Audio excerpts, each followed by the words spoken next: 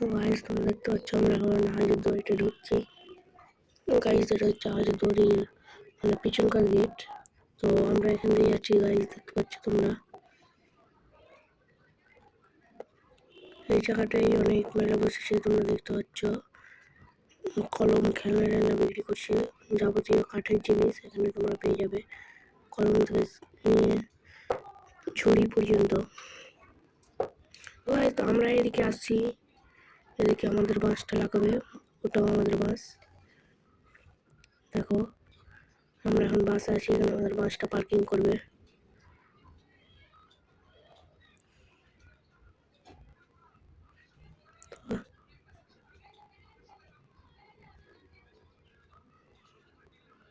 তো এই বাসে, এটা আমাদের বাস ছিল না, এই গাড়িটাও আমাদের ছিল না।